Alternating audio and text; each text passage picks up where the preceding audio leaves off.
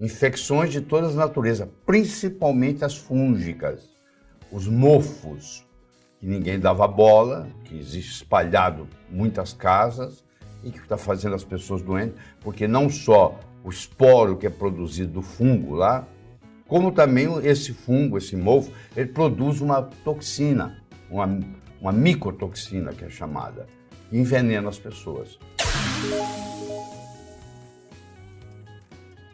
E finalmente nós vamos discutir a poluição eletromagnética, que é uma coisa impressionante, tá? Para chegar ao 5G no Brasil, deve chegar esse ano ainda, ou ano que vem, e vai fazer uma diferença enorme. Claro que vai facilitar tudo do ponto de vista tecnológico, mas o preço que nós vamos pagar é muito grande, principalmente se você tem muitos implantes de titânio na boca, vai fazer diferença, porque vai esquentar, vai aquecer talvez 2, 3 graus o implante.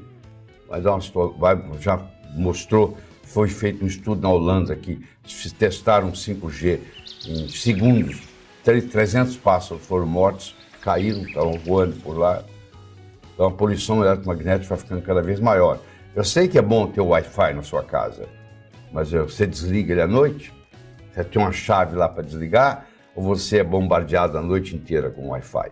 Isso tudo faz uma diferença. Mas vamos discutir isso em profundidade. Então nós estamos aqui para resolver esse quebra-cabeça, tá? Por que adoecemos? Porque você, como médico que vai fazer prevenção, você tem que entender de prevenir e de tratar, porque já vai aparecer o paciente já doente para você. Mas o seu foco vai ser em prevenção. Então você tem que entender muito bem o que desencadeia isto, o que desencadeia a doença, para você poder agir nesses fatores antes que a doença surja. Faz sentido, né? Então, as doenças em geral, elas vêm igual pombo. Você, quando vê um pombo numa praça, você pode ver que tem outros. As comorbidades, que a gente chama, vem junto. Por exemplo, a pessoa tem asma, ela tem uma incompatibilidade alimentar, que talvez seja a causa da asma. Ou ela tem diminuição do ácido clorídrico no estômago, nós vamos discutir em profundidade aqui. Ou ela tem fadiga adrenal, ou ela tem uma combinação desses fatores. É difícil você encontrar uma coisa sozinho. É só isso. Não é bem assim. Você vai para o médico reclamando do que está incomodando mais. Mas se o médico tem uma visão sistêmica, ele vai ver que existem outros fatores combinados e as comorbidades que vão aparecendo. Certo? Muito bem. Então, em criança, asma é causada por parasitose. É uma das causas. Não estou dizendo que é a única causa. Talvez a principal causa seja o leite. Mas também parasitose desencadeia, porque parasitose também faz liberar histamina. Então, a liberação de histamina é a principal causa bioquímica de desencadear da asma. Tanto é que você usa antihistamínicos para tratar a asma. A asma pode também ser causada por deficiência de óxido nítrico, porque o óxido nítrico, que é essa molécula da saúde, provoca esse relaxamento das artérias e dos brônquios e dos bronquíolos. Então, se a pessoa tem uma deficiência na produção de óxido nítrico, também vai causar problemas secundários. Muito bem. Eu gostaria de enfatizar agora com você com relação ao ácido clorídrico, porque o nosso estômago, ele tem as células parietais, que vocês vão ver daqui a pouco, que produz ácido clorídrico. Esse ácido clorídrico produzido no estômago, ele pega uma estrutura chamada pepsinógeno, o pepsinogênio, e transforma em pepsina. E a pepsina é uma enzima que vai digerir proteínas. Se eu não tenho ácido clorídrico, eu não transformo meu pepsinogênio em pepsina. Eu não tenho uma digestão adequada. Aquelas proteínas não são quebradas em aminoácidos e elas seguem caminho para ir para as fezes. No caminho para as fezes, elas se transformam numa proteína chamada cadaverina. O nome já diz para você que vai ter um cheiro horrível e isso vai ser eliminado. Então, o médico pergunta para o paciente, as suas fezes têm cheiro forte? Ele responde não. Aí a mulher dele não fala, não, ele tem sim.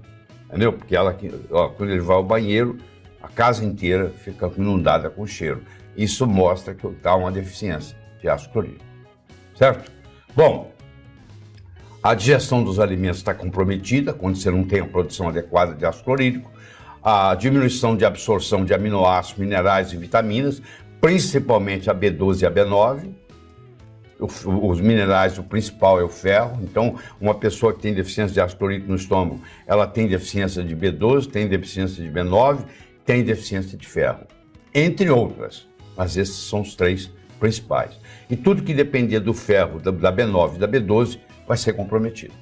O terceiro não ativa liberação de bile e bicarbonato, porque o bicarbonato é produzido no pâncreas, é diretamente proporcional ao pH que chega no piloro, que vai para a primeira parte do duodeno, tá? do intestino delgado, que é o duodeno. Quer dizer, quanto mais ácido o quimo, porque depois que o alimento passou pelo estômago, sofreu uma digestão parcial, ele passa a se chamar quimo. Então o quimo sai do estômago e vai para o intestino delgado. A primeira parte do intestino delgado é o duodeno. Quanto mais ácido esse quimo chegar no duodeno, mais estímulo vai ter para o pâncreas produzir mais bicarbonato de sódio para compensar isso e para liberar a bile. Então, se isso não acontecer, se não chegar um pH baixo lá, não estimula a produção da bile, nem a produção do bicarbonato de sódio. Se eu tenho um pH mais alto no estômago, pela falta de ácido clorídrico, eu acabo perdendo uma proteção, onde uma coisa que eu comi que ia me prejudicar morre no estômago, ou mesmo uma bactéria patógena que está no meu intestino que resolve subir para o meu pulmão. Se ela tenta subir para o meu pulmão, ela vai morrer no caminho, ela vai ser morta no estômago, porque o pH do estômago vai matá-la.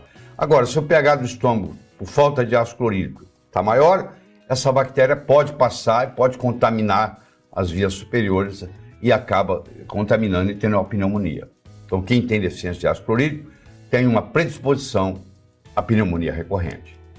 A desbiose intestinal também é a mesma história. Então, eu vou ter bactérias que vão crescer no intestino que não deveriam crescer, como, por exemplo, a Escherichia coli. Fungos, como, por exemplo, a candidíase intestinal. Tudo começou com um problema com a deficiência de ácido clorídrico.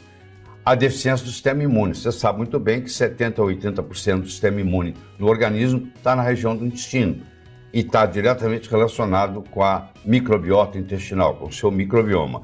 Se o seu microbioma está comprometido, o seu sistema imune está comprometido. Os chineses já diziam há muitos anos atrás que toda doença começa e termina no intestino. Eles deram essa frase, falam que foi Hipócrates que falou isso, provavelmente Hipócrates também falava, mas foi antes de Hipócrates. Isso começou com a medicina ayurvédica, com a medicina chinesa, muito tempo antes de Hipócrates.